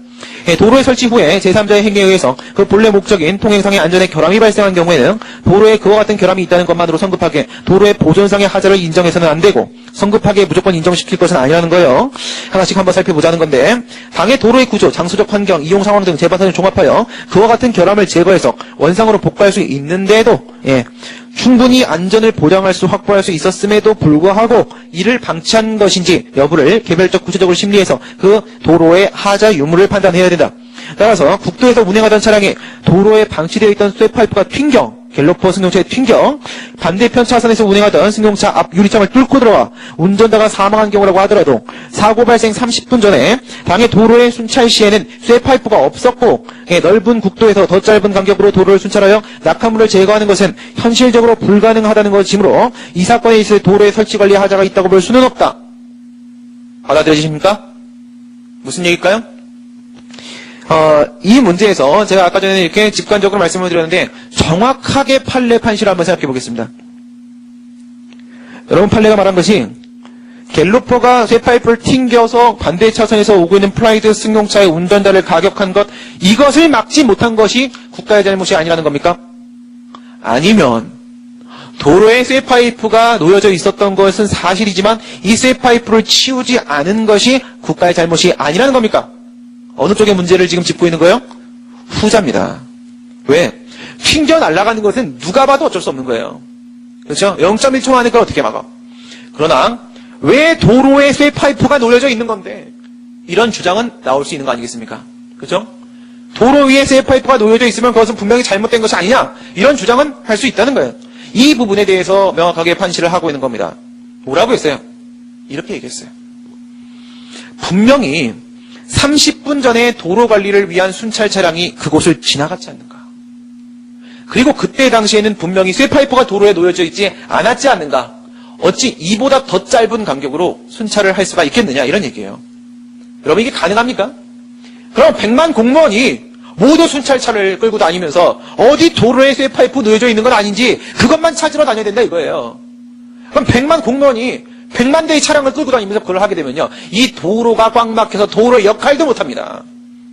현실적으로 불가능한 것을 요구하지는 말라는 겁니다. 30분보다 더 짧은 간격으로 쇠파이프가 도로에 방치되어 있는 것을 막으라라는 것은 국가에게 과도한 것을 요구하는 것이 된다. 따라서 그 30분 사이에 어딘가에 쇠파이프가 떨어지고 그것 때문에 사고가 발생하려 하는 것은 국가도 예측할 수 없고 따라서 그 같은 손해 발생 교통사고를 회피할 수 없는 영역의 문제다. 이렇게 봤던 거예요. 그러면 우리 학설을 한번 이제 이걸 가지고 비교를 해보도록 하겠습니다.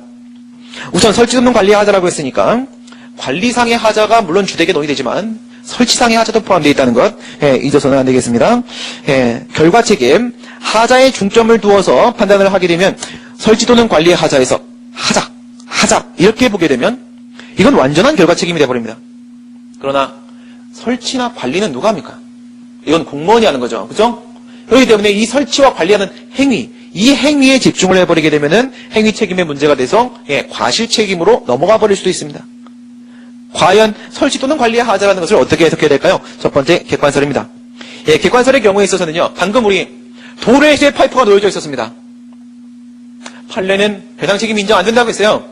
판례가 여기서 배상 책임이 인정되지 않는다는 것은 4가지 요건 중에서 설치 관리의 하자라는 이 요건이 깨진다고 말한 거거든요. 그럼 판례는 객관설이 지금은 아니라는 거네요. 그렇죠? 왜? 객관설에 따르게 되면 물적 상태의 하자만 있으면 무조건 설치 관리의 하자를 인정하려고 합니다. 이게 객관설이에요. 도로 위에 쇠파이프가 놓여져 있는 건 분명히 물적 상태에 잘못되어 있는 하자 아니겠습니까? 그렇죠? 여기에 따르면 배상 책임이 인정됩니다. 이런 주장입니다. 그 다음에 안전의무 위반설.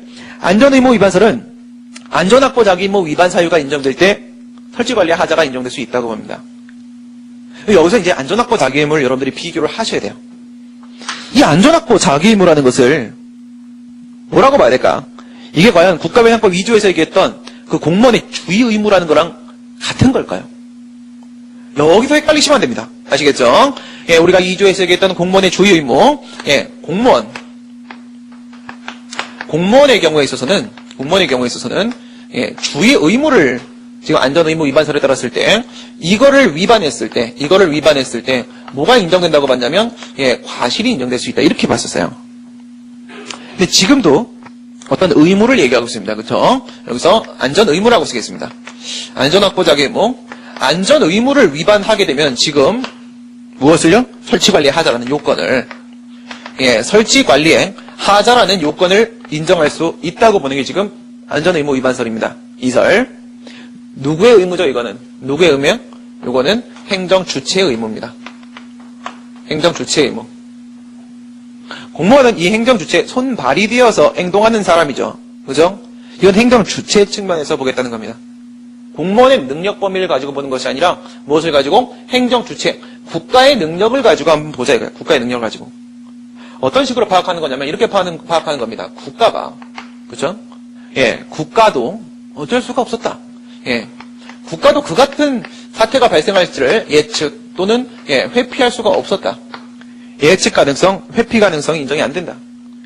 그렇다면 이것은 국가의 관리 능력 범위 바깥의 문제라고 봐야 될 것이다. 그렇다면 이것은 국가도 어쩔 수 없었던 불가항력의 문제라고 봐야 할 것이다. 그렇다면 이런 경우에는 안전확보 자기의무, 안전의무의 위반이 존재한다고 볼 수가 없다. 이렇게 파악하는 거예요.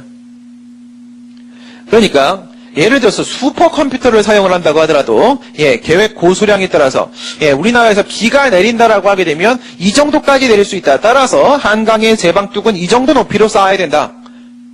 했는데 판례는 이렇게 보죠. 600년, 1000년 만에 오는 그와 같은 강우량은 국가도 어쩔 수 없다. 그럼 국가가 600년, 1000년이면 언제요? 고려시대. 그죠? 고려시대 때 한 번 왔던 그 최고 강우량을 고려해서 우리가 제방을 쌓게 되면요, 제방이 63빌딩이 나오겠습니다. 그죠? 그렇게 할 수는 없다는 거죠. 그죠? 슈퍼컴퓨터를 사용해도 그 정도의 비가 내릴지는 알 수가 없었다. 그래서 하천의 둑이 무너지고, 그래서 홍수가 난 것이다. 이런 건 어쩔 수 없다는 거예요. 그건 국가의 능력 범위 밖이라는 겁니다. 이게 만약에 국가의 능력 범위라고 하게 되면, 이 안쪽은요, 그 다음 이 바깥쪽, 안쪽은 국가가 충분히 관리할 수 있었습니다. 충분히 예측하고 회피할 수 있었습니다. 그렇다면 이 네모를 우리가 뭐라고 보자? 이 네모를 예측 가능성, 회피 가능성의 범위라고 한번 보겠습니다. 예측 가능성, 회피 가능성의 범위다. 이 안이라고 하게 되면 국가가 충분히 관리할 수 있었습니다. 따라서 여기서 손해가 발생을 하게 되면 그것은 불가항력의 문제가 아닙니다. 만약에 바깥쪽에서 손해가 발생하게 되면 이거는 국가도 어쩔 수가 없었던 문제입니다.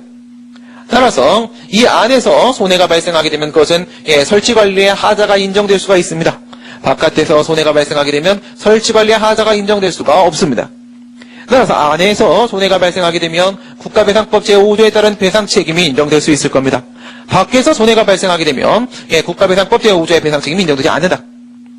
이런 식의 판단이 바로 안전의무 위반설입니다. 그 다음에 전형적 주관설을 보도록 하겠습니다.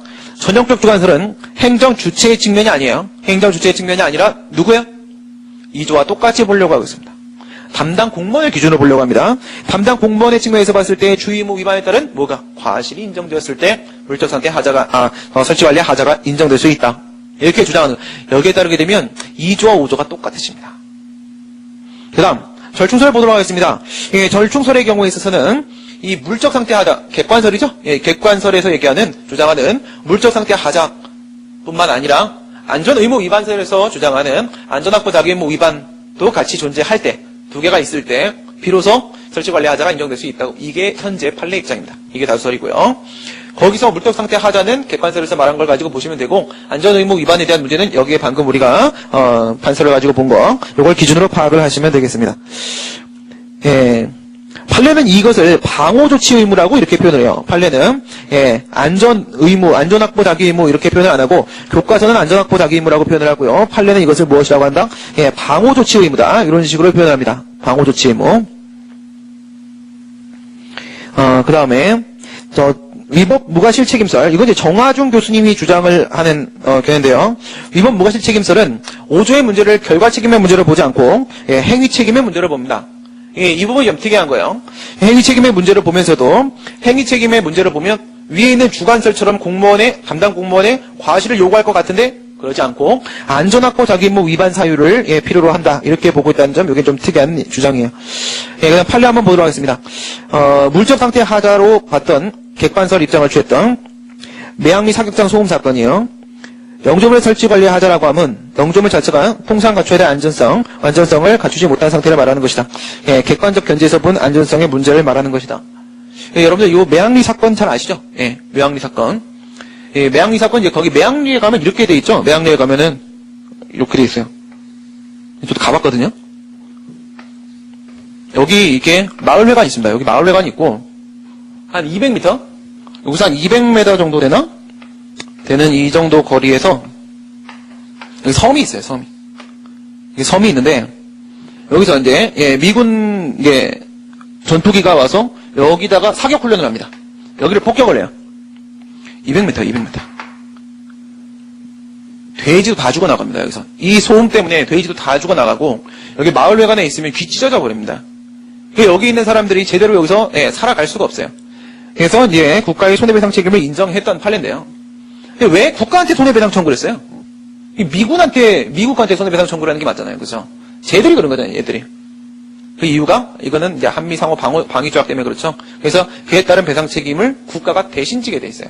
대신 지게 돼 있어요. 국가한테 손해배상 청구했던 그런 사건입니다. 그 다음에 두 번째 판례 보시게 되면 예측 가능성, 회피 가능성. 영조물의 위험성에 비례하여 사회동념상 일반적으로 요구되는 방호조치 의무라고 하고 있죠. 방호조치 의무를 다하였는지 이것을 기준으로 해서 손해 발생의 예견 가능성, 회피 가능성이 없는 경우에는 이 부분이 중요합니다. 설치 관리의 하자를 인정할 수 없다라고 했어요. 설치 관리의 하자를 인정할 수 없다. 여러분 가만히 생각해 보세요. 가변차로 신호등 사건입니다. 아까 우리가 봤던 사례랑 똑같은 거예요. 가변차로 신호등이 오작동했습니다. 오작동하게 되면 물적 상태 하자는 무조건 있죠. 그렇죠. 신호등이 오작동하면 안 되는 거잖아요. 정상적이지 않죠? 그리고 나서 뭐라고? 방호조치 의무를 다하였는지를 기준으로 봐야 된다 이거예요. 근데 예측 가능성, 회피 가능성이 없으면 뭐가 깨진다? 설치 관리 하자가 인정되지 않는다. 라고 했으니까 여기서는 물적 상태 하자뿐만 아니라 안전확보 자기의무, 판례가 말하는 방호조치 의무는 교과서가 말하는 안전의무입니다. 안전확보 자기의무 역시도 필요하다라고 보고 있는 거예요. 그래서 절충설의 입장을 취하고 있는 것으로 보여집니다. 검토 우리도 판례와 같이 절충설의 입장을 취하도록 하겠는데요. 영조물의 하자라고 하지 않았다. 이건 뭐야?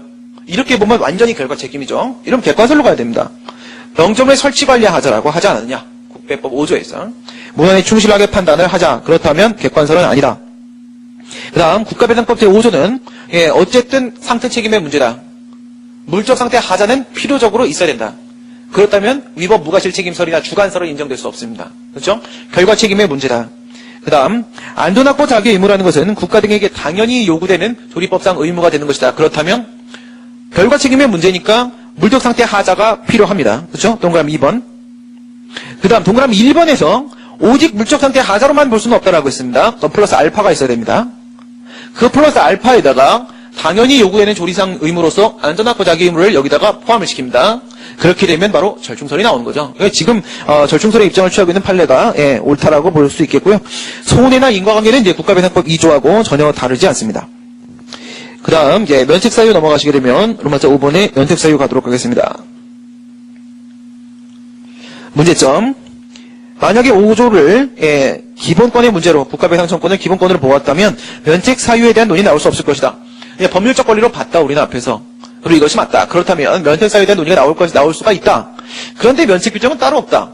면책 규정이 없음에도 불구하고 우리 이걸 해석을 통해서 면책 사유를 과연 인정할 수 있겠는가? 이 같은 논의가 나오는 건데요. 이제 여러분들한테 다시 한번 상황을 바꿔드리도록 하겠습니다. 여기서 두 가지 얘기가 나온다고 했습니다. 첫 번째는요, 2번에 있는 불가항력이고요. 세 번째는요, 3번에 있는 재정적자입니다. 여기다 옆에다 이렇게 써놓으세요. 불가항력 옆에다가 면책사유 논의 X. 이건 이제 여러분들이 나중에 답안을 써보시게 되면은 이게 굉장히 중요한 문제로 됩니다. 면책사유 논의가 아닙니다. 이거 불가항력은 면책사유 논의가 아니에요. 그냥 이게 서술을 하기 편하게 하기 위해서 교과서에서 면책사유 쪽에다가 이게 포함을 시켜서 얘기하는 것 뿐이죠. 그 다음 재정적자 옆에다가는 면책사유 동그라미라고 써놓으세요. 무슨 차이죠? 여러분 면책의 논의라는 것은요 우선 책임이 인정이 돼야 돼요. 책임이 인정이 된 다음에 그것이 면제될 수 있는 사유가 인정될 수 있겠냐 이런 문제로 넘어가는 거예요. 근데 불가항력의 문제는 뭐라고 했어요? 여기 있잖아요. 불가항력. 불가항력이라는 게 인정이 돼버리게 되면 안전확보 자기 의무 위반 자체가 성립이 될 수 없다고 했어요. 그것이 성립이 될 수 없으면 5조의 배상 책임 자체가 인정이 될 수 없다고 했습니다. 그렇죠. 설치 관리의 하자가 인정이 안 됩니다. 뭐에 따랐을 때? 절충설에 따랐을 때. 설치 관리의 하자라는 핵심 요건이 은결돼 버리고 그럼 배상 책임이 인정이 안 되는데 뭘 면제를 시키겠습니까? 그러나 재정 적자의 문제는 그렇지 않습니다. 재정 적자의 문제는 영주물, 설치 관리 하자, 그다음 손해 인과관계라는 요건 내에 포함되어 있는 내용이 아니에요. 그렇기 때문에 재정 적자의 문제는 배상 책임 논의가 다 끝나고 배상 책임이 인정된다는 전제 하에서 이루어지는 면책사의 논의가 맞습니다. 그렇기 때문에 지금부터 얘기하는 이 불가항력에 대한 문제는 여러분들이 나중에 문제를 푸실 때는 배상 책임 요건 논의 안에서, 즉 설치 관리 하자라는 요건 하에서 이 불가항력 논의가 함께 나와줘야 돼요. 무슨 말씀인지 아시겠죠? 예, 불가항력 보도록 하겠습니다. 인력으로 막을 수 없는 천재지변 등 재난이 원인이 되어 발생하는 손해를 우리가 불가항력이라고 하게 되는데 이것의 판단 기준은 바로 그 같은 손해 발생을 예견할 수 있는가, 그리고 그렇다면 과연 피할 수 있는 문제였던가, 예측 가능성, 회피 가능성을 기준으로 해서 우리가 판단을 하게 됩니다. 만약에 이와 같은 불가항력 사유가 인정이 되는 경우라고 하게 되면 이때는 배상 책임이 인정이 되지 않고요. 판단 기준 한번 보도록 하겠습니다. 판례 600년, 1000년 이 정도면 뭐라고요? 불가항력이 인정이 될 수가 있다. 판례는 이렇게 보고 있습니다. 600년, 1000년. 판례 한번 제가 읽어드리도록 하겠습니다. 1998년도에 중랑천이 범람에서 발생했던 홍수입니다. 중랑천이 범람에서 발생했던 홍수인데 계획 홍수위보다 그보다 훨씬 더 높은 제방을 쌓았음에도 불구하고 발생한 이와 같은 홍수는 이거는 인재가 아니라 천재다. 이거 막을 수가 없다. 하늘의 재난이다. 라고 해서 국가의 책임을 부정을 했던 판례인데요. 사고 지점 제방은 100년 발생 빈도 기준으로 책정된 계획 홍수위보다, 계획 홍수위를 100년 기준으로 해서 가장 많은 비가 왔을 때를 기준으로 제방을 쌓도록 했던 겁니다. 30cm 정도 더 높았다. 100년 기준으로 했을 때 최고 강수량보다 30cm를 더 높여놨다. 당시 상류 지역의 강우량은 600년 또는 1000년 발생 빈도의 강우량이어서 이거는 이제 판례가 뭐야? 600년, 1000년이면 이거는 불가항력이라고 봅니다. 600년, 1000년은 세 배가 나야겠습니다. 그렇죠? 그래서 사고 지점의 경우에 계획 홍수위보다 1.6m 정도가 넘는 수위의 유수가 흘렀다고 추정이 된다. 그러니까 계획 홍수 위에 따르게 되면 제방을 이 정도 높이까지 쌓으면 되는데 이보다 30cm 더 높게 쌓았는데 이번에 비가 이보다 어떻게 해요? 여기서부터 1.6m나 더 왔다 이거야. 그거 말해야 된다 이거지. 이건 노아의 방주 이런 상황이다 봐야 된다 이거야.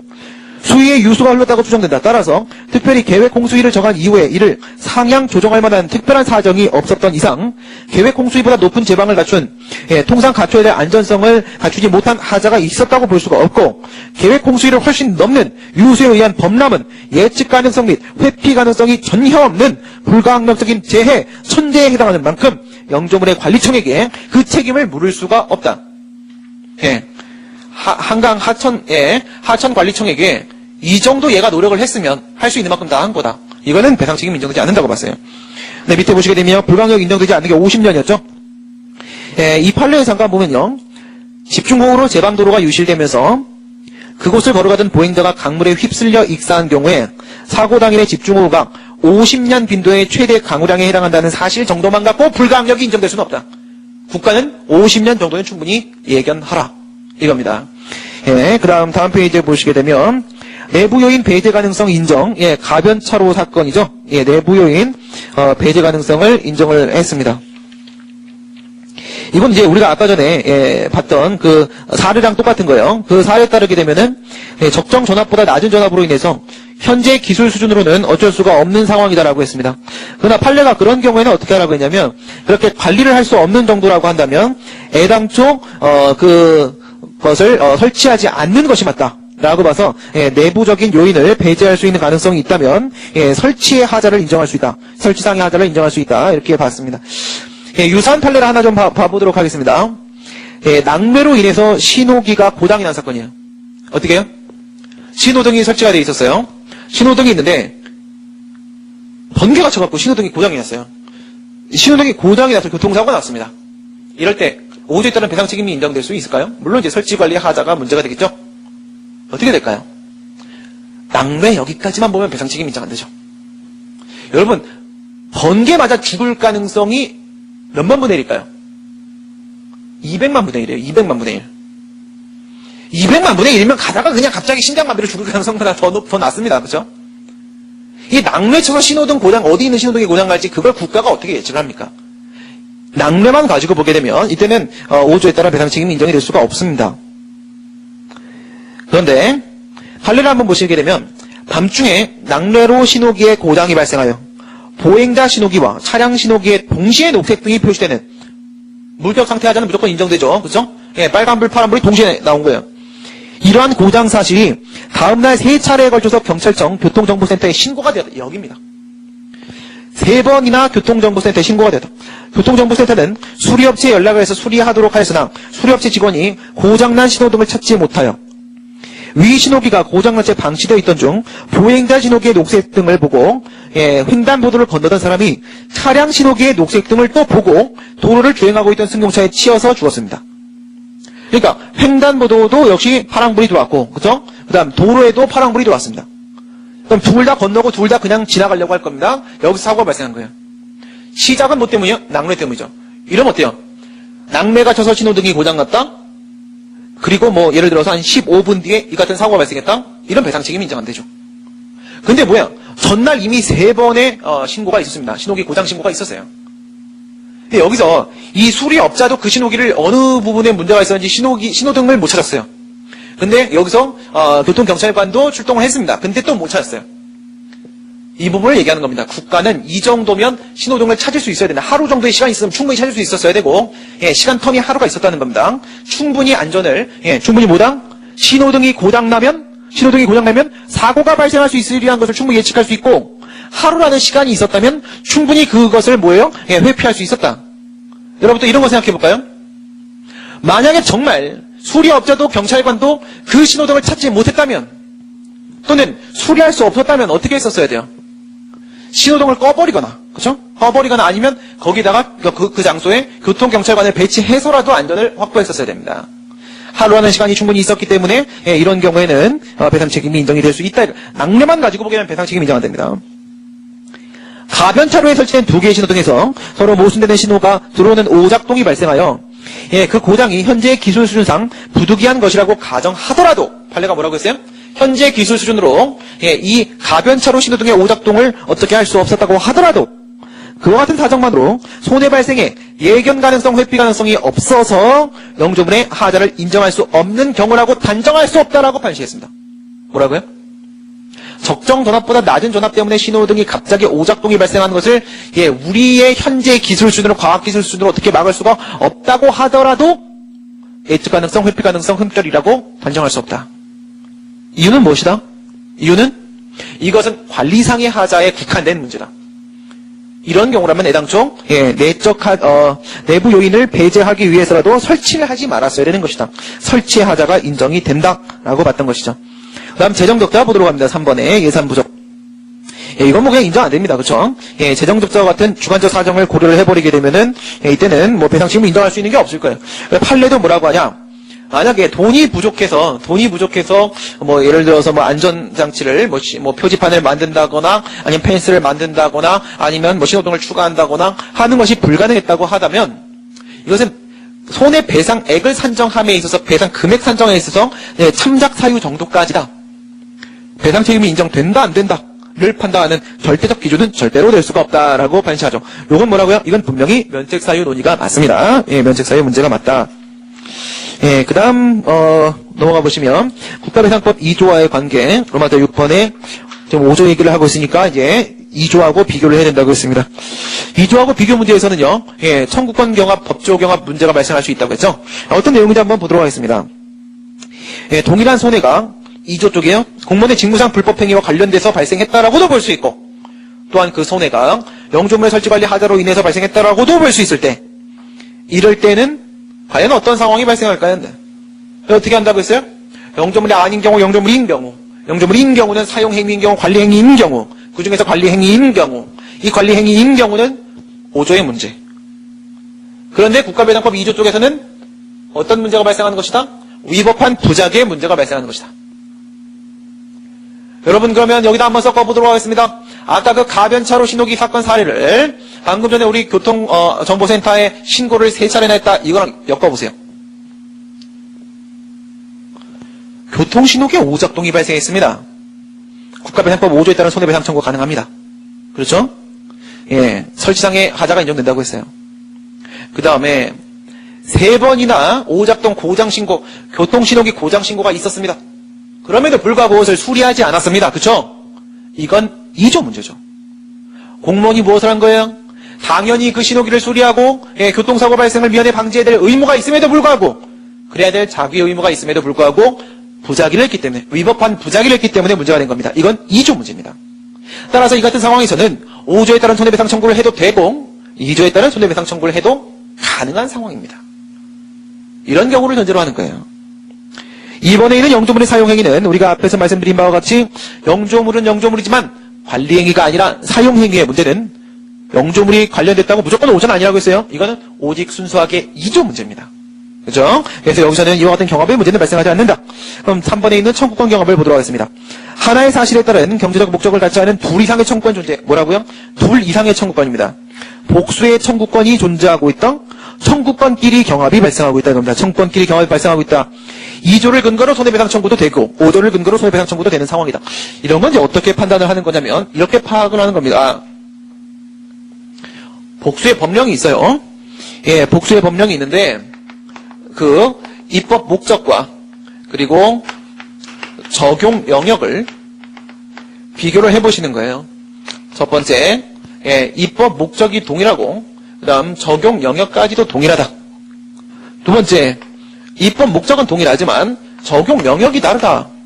세 번째, 입법 목적 자체가 다르다. 그럼 그 다음 논의가 있을 수가 없어요. 이런 경우를 우리가 법조 경합 상태다라고 얘기를 합니다. 법조문 간의 경합이 발생했다라고 얘기를 해요. 이런 경우 우리가 청구권 경합이 발생했다라고 얘기를 합니다. 이 맨 밑에 있는 경우에 있어서는요, 아무런 경합이 발생하지 않았다 이렇게 봐요. 이런 경우 여러분들이 굉장히 익숙하실 거예요. 여러분, 특별법과 일반법이 있으면 무엇을 적용시킵니까? 특별법 우선 원칙에 따라서 특별법을 적용시키죠. 여러분, 신법과 구법이 존재하는 경우에는 무엇을 적용시킵니까? 당연히 신법 우선 원칙에 따라 신법을 적용시키죠. 그렇죠? 맞습니다. 그렇다면 여러분들, 상위법과 하위법이 존재하게 되면 무엇을 적용시킵니까? 하위법 우선 원칙이죠. 적용 우선은 하위법에 있고 효력은 상위법에 우선이 있죠. 상위법의 효력 우선이라는 것은 하위법은 상위법에 위반되어서는 아니 된다는 것이고, 하지만 적용 우선은 하위법에 있기 때문에 하위법에 적용을 받게 됩니다. 이건 우리 앞에서 행정입법에서 배웠었습니다. 그렇죠? 만약에 도로교통법 시행규칙 별표 28을 어떻게 해요? 도로교통법 시행규칙 별표 28을 우리가 법규 명령으로 보게 되면, 법으로 보게 되면, 그러면 도로교통법이라는 법률도 법이 되고 시행규칙이라는 하위법도 법이 됩니다. 이럴 때는 하위법을 적용시키게 되기 때문에 이에 따른 제재 처분은 더 이상 도로교통법 93조 1항이 재량행위로 규정을 하고 있음에도 불구하고 기속행위로 파악을 하게 된다고 했습니다. 왜요? 시행규칙을 적용시키기 때문에 그렇죠. 하위법이 적용되기 때문에 그렇죠. 그 같은 논의가 여기서 나오는 겁니다. 법조경합 상황에서 첫 번째, 특별법과 일반법이 경합을 하게 되면 특별법을 적용시킨다. 그 다음 두 번째, 신법과 구법이, 구법과 신법이 경합을 하게 되면 신법을 적용시킨다. 세 번째, 상위법과 하위법이 경합을 하게 되면 하위법을 적용시킨다. 여기서 응용 한번 들어갈 수 있다겠죠? 응용 어떻게? 특별구법과, 특별구법과 일반 신법이 경합하게 되면 어느 게 우선돼요? 무엇을 적용시켜야 되겠습니까? 이럴 때는 1번과 2번의 VS네요. 그렇죠? 누가 이겨요? 이럴 때 1번이 이긴다고. 그죠? 그래서 특별구법을 적용을 시키게 됩니다. 근데 이건 어떨 때라고요? 입법 목적과 적용 영역까지 모두 다 동일할 때라고 했습니다. 도로교통법 93조와 도로교통법 시행규칙 91조는요. 입법 목적도 동일하고 적용 영역도 동일하기 때문에 그랬던 거예요. 그러면 지금 우리 얘기하는 거니까 이거 한번 볼까요? 이건 어떤 경우예요? 여러분, 당구장을 하고 싶으면 뭘 해야 돼요? 당구장을 하고 싶으면 그냥 구청 가서 뭐 하면 돼요? 당구장 할게요 라고 신고서만 제출하면 끝납니다. 이런 걸 뭐라고 불렀어요? 자기완결적 신고라고 불렀습니다. 자기완결적 신고, 그렇죠? 그러면 이와 같은 당구장업 신고 규정은 어디 있겠습니까? 체육시설법에 있습니다. 그렇죠? 체육시설의 설치 관리에 관한 법률 체육시설법에 있습니다. 그러면요, 여러분들 당구장을 하는데 어디서 하냐면 요 옆에 있는 신성초등학교로부터 200m 반경 내에서 당구장을 할 때 어떻게 될까요? 초등학교로부터 200m 반경 내를 뭐라고 부르냐? 학교 환경 보전구역이라고 합니다. 그렇죠? 예, 이 학교 환경 보호구역 내에서 당구장을 하게 되면은 학교보건법에 적용을 받게 됩니다. 그래서 원칙적으로는 그 학교 환경 보호구역 초등학교로부터 200m 내에서는 당구장을 못하게 되어 있습니다. 왜 못하는지는 여러분들의 상상에 맡기겠습니다. 저 같은 놈이 있기 때문에 그렇습니다. 저는 중학교 1학년 때부터 이제 뭐 요즘 애들에 비하면 빠른 건 아니죠. 그렇죠? 요즘 애들은 뭐 아주 성숙합니다. 그렇죠? 키도 크고, 저희 때는 이제 뭐 키도 작고, 그랬음에도 불구하고 항상 저는 누구보다 앞서가고 싶어서 당구도 중학교 1학년 때부터 쳤습니다. 그럼 어떻게 되냐? 저 같은 놈들이 이제 요즘에는 이제 뭐 제 중학교 때 키가 155였는데, 1학년 때. 그때는 그것도 맨 뒤에 앉았었어요. 근데 요즘 애들은 뭐 초등학생도 막 160 넘고 막 이런 친구들 있지 않습니까? 그렇죠? 그러니까 초등학교 바로 문 앞에서 정문 옆에서 당구장을 하게 되면 초등학생들이 당구장을 갑니다. 초등학생들이 키가 크니까 초등학교 6학년 때 마세이를 찍는 이런 현상이 발생합니다. 그럼 이제 초등학생들이 이제 프로 당구 이렇게 되지 않겠습니까? 그럼 공부를 안 하잖아, 그렇죠? 이런 문제가 생길 수 있기 때문에 초등학교 근처에서는 당구장을 못 하게 돼 있어요. 여러분 이럴 때 당구장이면 체육시설법이고요. 학교 환경보호구역이면은 학교보건법인데 복수법령이네요. 어느 거 적용시킬까요? 둘 다 적용시킵니다. 둘 다 적용시켜요. 왜 그럴까요? 체육시설법과 학교보건법은 그 입법 목적 자체가 다릅니다. 입법 목적 자체가 다르기 때문에 전혀 병합이 발생하지 않습니다. 하나를 선택해야 될 필요가 없어요. 그냥 뭐예요? 둘 다 적용을 시키게 된다는 거예요. 둘 다. 아시겠죠? 그럼 이 상황은 뭘까요? 이 상황은. 바로 이게 국가배상법 2조와 5조예요. 국가배상법은 2조도 5조도 마찬가지로 둘 다 어쨌든 국가 작용의 어떠한 하자로 인해서 손해가 발생했을 때 금전적인 전보를 해주기 위해서 만들어진 조항들입니다. 입법 목적 자체는 똑같아요. 그런데 국가배상법 2조는 과실책임주의 영역이고 5조는 무과실책임주의 영역에 적용되기 때문에 적용 영역이 달라져 버립니다. 그렇기 때문에 과실책임주의 영역에서의 청구권, 무과실책임주의 영역에서의 청구권, 즉 2조 영역에서의 청구권, 5조 영역에서의 청구권. 2조와 5조는 전혀 다른 영역, 다르죠? 전혀 다른 영역이기 때문에 이쪽에 청구권이 있고 이쪽에 청구권이 있는데 어떻게 해야 되냐 이거야. 이럴 때는요, 그냥 2조를 근거로 손해배상 청구해도 되고 5조를 근거로 손해배상 청구해도 됩니다. 왜 그러냐? 법조 경합의 경우에 있어서는요, 복수의 법령 중에서 어떻게 한다? 하나를 선택한다. 선택을 하는데 이렇게 보시다시피 이게 우선, 이게 우선, 이게 우선, 이게 우선. 여기는 적용 우선이 있다. 여기에 따라서 선택을 하여 그것을 적용시킨다. 청구권 경합의 경우에 있어서도 경합이 발생했기 때문에 복수의 법령 중에서 하나를 선택을 한다. 그런데 여기는 별도의 적용 우선순위가 없기 때문에 임의적으로 상대방의 뜻에 맡겨 당신 마음대로 2조, 5조 둘 중에 하나를 가지고 손해배상 청구를 하면 된다는 겁니다. 그 얘기가 다음 페이지에 양가로 2번 선택적 청구까지 있고요. 그 다음 청구권 소멸을 보도록 하겠습니다. 그럼 여러분들 2조에 따라 손해배상 청구를 했을 때 5조에 따라 손해배상 청구를 했을 때 둘 다 가능합니까? 동시에? 그건 불가능하겠죠. 그렇죠? 얘가 발생한 손해가 만약에 1,000만 원인데 그렇죠? 2조에 따라 손해배상 청구해서 1,000만 원 받고 5조에 따라 1,000만 원 받고 그러면 이제 손해가 아니네요. 이건 장사네요. 그렇죠? 장사되네. 그렇죠? 그건 안 된다는 거예요. 만약에 2조에 따라서 배상을 받았으면 5조에 따라 배상 청구를 해도 더 이상의 청구권은 소멸돼서 없는 것이기 때문에 기각된다는 겁니다. 5조에 따라 한 다음에 2조로 가는 경우도 마찬가지고. 그러나 밑에 기판력 부정. 2조에 따른 손해배상 청구와 5조에 따른 손해배상 청구는요, 소송물 자체가 전혀 다르죠. 그렇기 때문에 서로 간에 기판력이 미치지 않아요.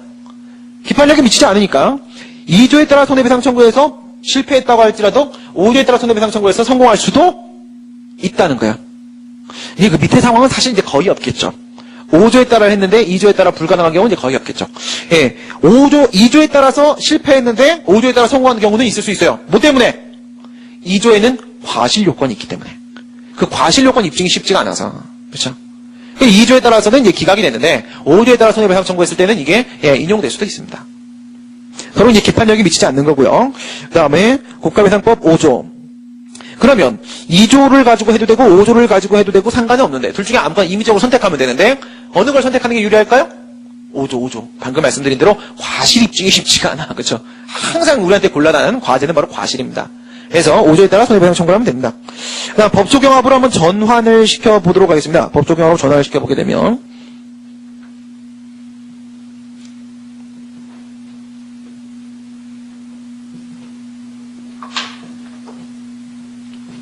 이런 식인 거죠. 국가배상법 2조는 과실책임주 영역입니다. 그죠? 이걸 어떻게 보내자는 거예요, 지금? 국배법 5조를 무엇에 따라서 파악하자? 전형적 주관설. 주관설에 따라 파악하게 되면 얘도 과실책임주 영역으로 이렇게 넘어가게 된다. 그 다음에 국배법 5조는 원래는 무과실책임주의 영역에서의 배상책임이다. 그런데 여기서 국배법 2조를 어떻게 하자? 위법성과 과실의 일원화이론, 융합 이론에 따라 파악을 하게 되면 얘도 무과실책임주의 영역으로서 일치를 볼 수가 있다. 이렇게 일치를 볼 수가 있게 되면 여기 어디요? 과실책임주의 영역에서 법조경합이 발생할 수 있고 얘 같은 경우에는요 무과실책임주의 영역에서 법조경합이 발생할 수가 있겠죠. 법조경합이라는 것은 외관상 복수의 구성요건에 해당하는 것처럼 보이지만 하나의 구성요건이 적용되는 경우, 즉 청구권은 하나, 청구권은 하나라는 겁니다. 입법 목적과 적용 영역이 같아져야 되기 때문에 서로 나번에 적용 영역의 동일성을 보시게 되면 과실책임주의 영역에서 서로 일치를 보게 할 수도 있고 무과실책임주의 영역에서 일치를 보게 할 수도 있다. 이때는 우리 앞에서 청구권 경합 상태에서 어떻게 보자고 했어요? 5조를 근거로 손해배상 청구하는 게 훨씬 더 유리하다고 했어요. 여기는 유리하고 나발이고 뭐 이런 거 없습니다. 그렇죠? 2조하고 5조 중에 무엇이 특별 규정인지를 봐야겠죠. 여러분 어느 게 더 넓어요? 우리 지금 이거 수없이 얘기했잖아. 5조에는 영조물이라는 게 추가됐다고 했어요. 추가 요건이 있으면 더 좁아지죠. 5조라고 해서 공무원의 행위가 개입되지 않는 건 아니라고 했습니다. 그렇기 때문에 어떻게 할 수 있다? 이렇게 할 수 있다고 했어요. 그죠? 이게 국가배상법 2조죠. 이렇게 했었죠. 여기는 영조물과의 관련성이 전혀 없는 경우에 있어서의 손해발생. 여기는 영조물과의 관련성이 있는 경우에 있어서의 손해발생. 위에는 사용행위의 문제, 밑에는 관리행위의 문제라고 했습니다. 관리행위의 문제인데 국가배상법 5조가 어디 들어가 있어요? 여기 5조가 들어가 있다고 했습니다. 여기 이렇게. 어느 게 일반 규정이요? 어느 게 특별 규정이요? 얘가 특별 규정이고 얘가 일반 규정이죠. 여기서는 특히나 뭐예요? 여기서는 2조 부분은 위법한 부작위가 문제가 된다고 했습니다. 위법한 부작위가 문제. 3번이나 오작동 신호기 고장 신고를 했는데도 불구하고 빨리 수리를 안 해줬다. 근데 신호등 문제다. 이렇게 했었죠. 그렇기 때문에 복수경합의 문제로 접근을 하게 되면은 5조가 특별 규정이기 때문에 무조건 5조를 근거로 손해배상 청구를 해야만 하는 상황이 오게 됩니다. 지금까지 국가배상법 제5조에 대해서 같이 살펴봤습니다. 2조랑 비교를 하면서 우리가 함께 봤었고요. 특히나 5조에서는 설치관리의 하자를 무엇이라고 해석해야 될 것인지가 핵심이었습니다. 그 안에는 물적 상태의 하자뿐만 아니라 안전확보 자기 의무라는 내용이 포함되어 있었다는 것 중요하게 기억을 해주시면 되겠고요. 이것은 면책사유의 논의 범위 안에 있었던 특히나 불가항력과 밀접한 관련을 맺고 있다라는 것이었습니다. 그리고 5조에 따른 배상 책임이 인정될 때 2조에 따른 배상 책임이 인정될 수도 있다고 했습니다. 이럴 때는 2조와 5조 둘 중에 아무거나 근거로 해서 손해배상 청구를 해도 상관이 없다고 했습니다. 다만 2조에서는 과실 요건의 입증이 필요하기 때문에 5조를 근거로 손해배상 청구를 하는 것이 훨씬 더 유리하다고 했습니다. 그렇지만 이것을 만약에 우리가 학설 선택을 통해서 이렇게 조작을 해갖고 법조경합의 상황을 가지고 파악을 하게 되면은 5조가 특별 규정이 되기 때문에 5조를 근거로 손해배상 청구를 해야만 한다고 했습니다. 지금까지 국가배상법 2조하고 5조에 따른 배상 책임까지 얘기를 해봤고요. 우리 다음 시간에는 6조를 근거로 해서 누구에게 손해배상 청구를 해야 되는 것인가, 그 피고가 누가 되는 것인가에 대해서 또 한번 살펴보도록 하겠습니다. 수고들 많이 하셨습니다. 수고하셨습니다.